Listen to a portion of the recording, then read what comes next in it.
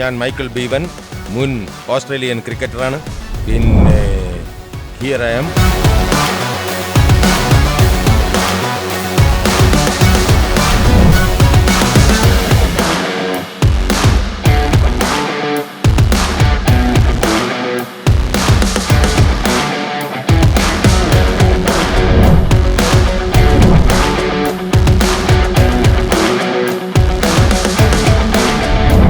Michael the finisher. എനിക്ക് തോന്നുന്നത് നിങ്ങളാവും finisher എന്നാണ്. എന്റെ ഓർമ്മ ശരിയാണെങ്കിൽ നിങ്ങളുടെ റിട്ടയർമെന്റ് സമയത്ത് നിങ്ങളുടെ മുടി കുറേശ്ശെ നഷ്ടപ്പെട്ടുകൊണ്ടിരിക്കുകയായിരുന്നു. കാരണം നിങ്ങൾക്ക് ചുരുണ്ട മുടിയാണ്.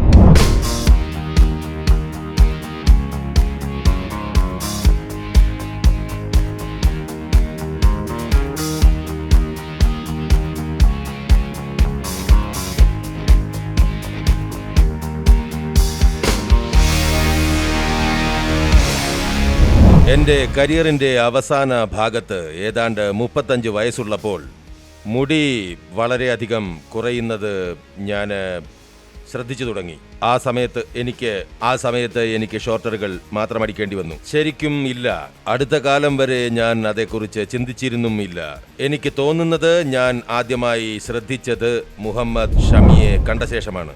അതെ, നിങ്ങളാണ് അദ്ദേഹത്തിന്റെ മുടിയുടെ പ്രശ്നങ്ങൾ പരിഹരിച്ചതെന്ന് ഞാൻ മനസ്സിലാക്കി. പ്രശ്നത്തിന്റെ അവസാന ഭാഗം നേരിട്ട് കണ്ടു. നിങ്ങൾ മുടിയുടെ പ്രശ്നങ്ങൾ ശരിയാക്കിയവരെയും ഞാൻ നേരിട്ട് കണ്ടു. ആൻഡ്രൂ, മുഹമ്മദ്, നിഖിൽ. കഴിഞ്ഞ 3-4 മാസങ്ങൾക്കിടയിൽ നിങ്ങൾക്കറിയുമോ, കാര്യങ്ങൾ ഏതാണ്ട് നേരെയാവാൻ തുടങ്ങി.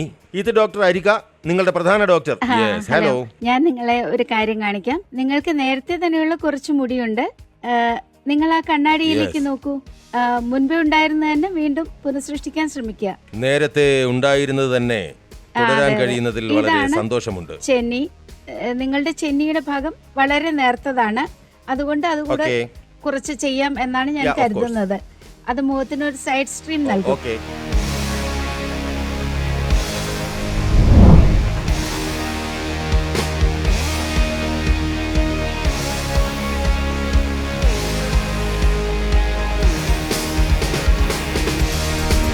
മുടി ഇപ്പോൾ കഴിയതേയുള്ളൂ.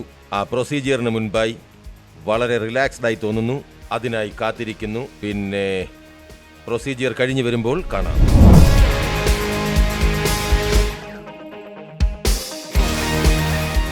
ഞാൻ നിങ്ങളുടെ ഒപ്പം ഈ കസേരയിൽ ഇരിക്കുകയാണ്. യൂജനിക്സിൽ എൻ്റെ മുടിയുടെ പ്രൊസീജിയർ കഴിഞ്ഞതിൻ്റെ 2ാം ദിവസം.